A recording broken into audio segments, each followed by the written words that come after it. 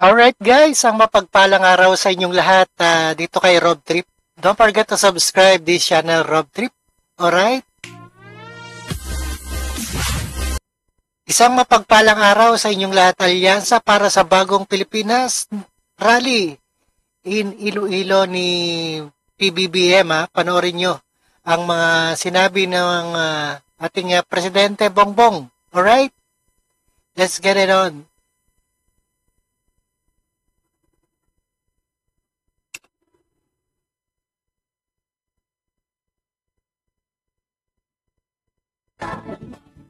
Maayong gabi, Iloilo! Maraming salamat sa inyong lahat at kayo'y nakarating upang pakinggan ang ating mga pambato na mga senador para sa darating na halalan. Yun lang po, ay kahit na lahat ng atensyon po natin ay nakaharap dito sa ating mga magigiting na senatoriable, ay huwag po natin kakalimutan, may halos 18 at 200 na iba't ibang kandidato na sa lokal, mula sa governor, sa congressman, hanggang sa sangguniang bayan. At nabanggit ko po yan dahil ipagmamalaki ko na ang alyansa lamang ang samahan na kumpleto ang kandidato sa bawat pwesto na tinatakbuhan ngayong eleksyon na ito sa national hanggang sa pinakamaliit na bayan na sanggunian member. Yan po ay dahil pag tinitignan po natin ang mga ibang partido, nakakandara pa po sila at naghahanap sila ng kandidato, hirap na hirap silang kumuha ng miyembro. At hindi nila maunawaan kung bakit ang alyansa na-kompleto po natin yung lineup. Madali lang po ang sagot dyan. Dahil ang alyansa lamang sa lahat ng mga grupong politiko na kasama sa halalan na ito, ang alyansa lamang ay may panindigan. Hindi ito nagsasama para magtulungan lamang, para tulungan na sila ay mahalal. Sila po ay may panindigan na sila ay kapit-bisig na tutulong at gagawin ang lahat para pagandahin ang buhay ng bawat Pilipino at pagandahin ang minamahal nating Pilipinas.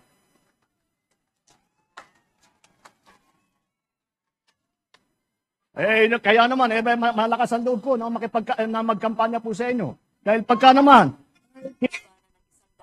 inumpara naman ninyo itong ating mga kandidato, naman ninyo dun sa mga iba, ay wala tayong masasabi na hindi mo masasabi na kahit isa sa kandidato sa kanila ay mas magaling sa kahit sino sa kandidato natin para sa Senado.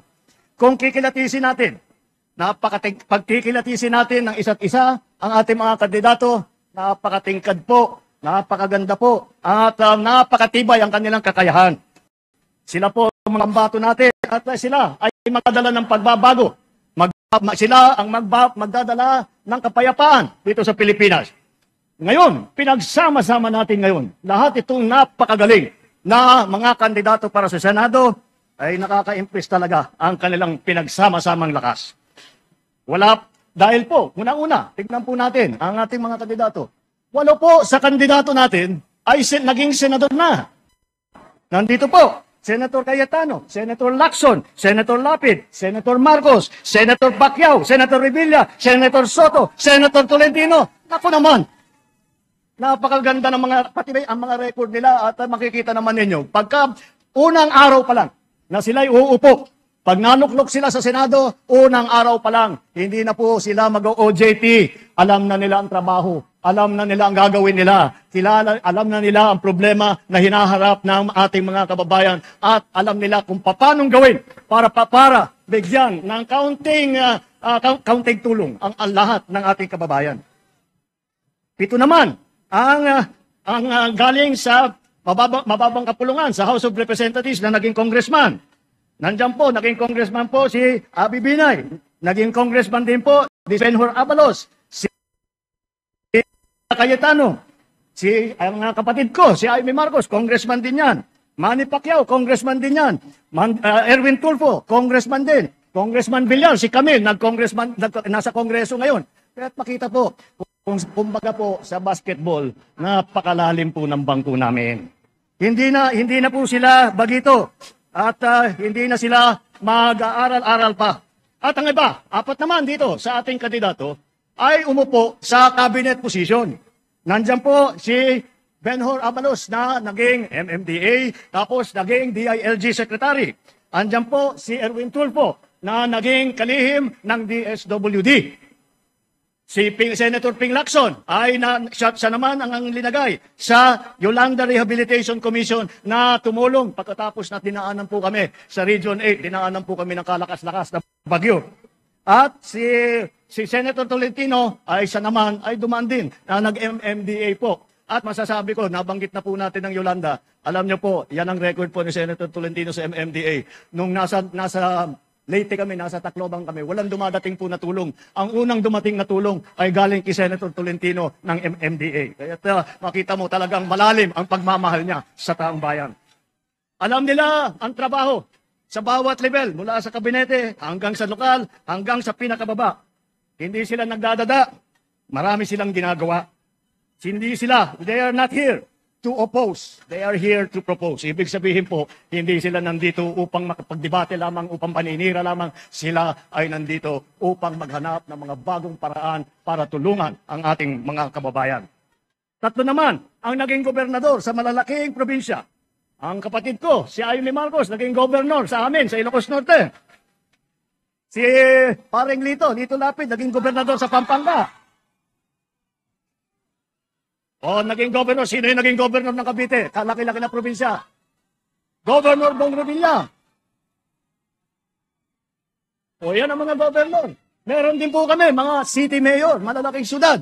Mauna na dyan, yung pinakamayaman na lungsod sa buong Pilipinas. Ayan, nakangiti si Mayor Abio dahil siyang namahala ng Makati. Kaya't kung pupunta po kayo sa Makati, ay nako, maraming mga pinamimigay at ang tulong na binibigay ng pamahalaan sa kanila. Libre lahat sa Makati. Yan po ang ginawa ni Mayor Abby Binay.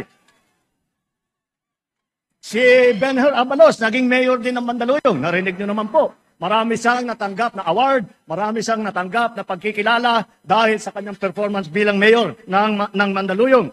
At ang ating butihing Senador Tolentino ay naging mayor naman ng Tagaytay. Kaya't makita po ninyo, at isa pa, na nadaan din sa LGU. Huwag po natin nakakalimutan kung minsan hindi po natin naaalala ito. Ngunit, si Senator Tito Soto, naging vice mayor yan ng Quezon City. Kaya naman po talagang madaling masabi na handang-handa na itong grupo na ito.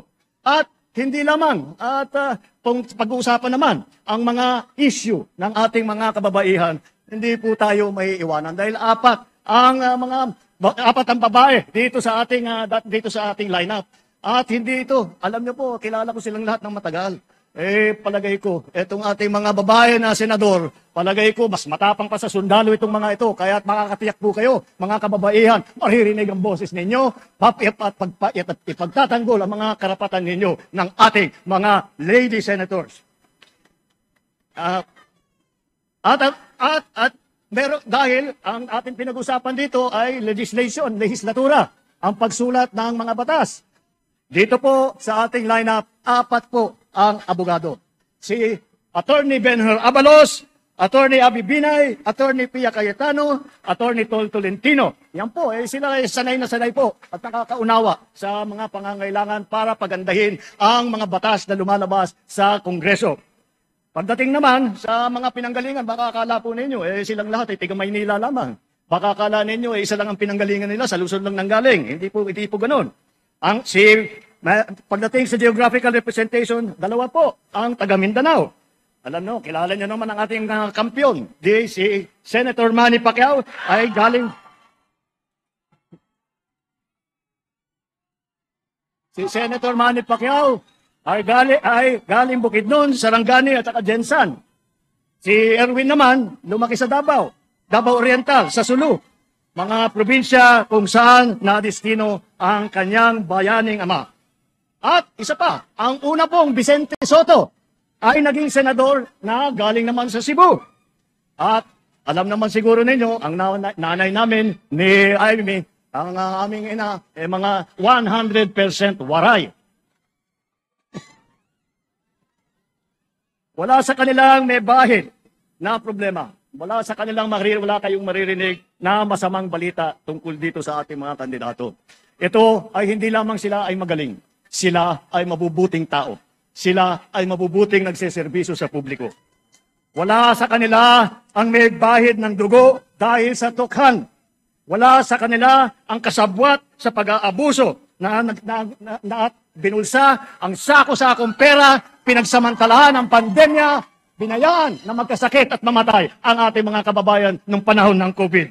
Wala sa kanila ang nagsisip-sip po sa China na pumapalak, yung iba pumapalak pa na tuwan-tuwa na pagka binobomba po ng tubig ang ating mga Coast Guard, kapag hinaharang ang ating mangingisda at ninanakaw sa kanila ang kanilang huli.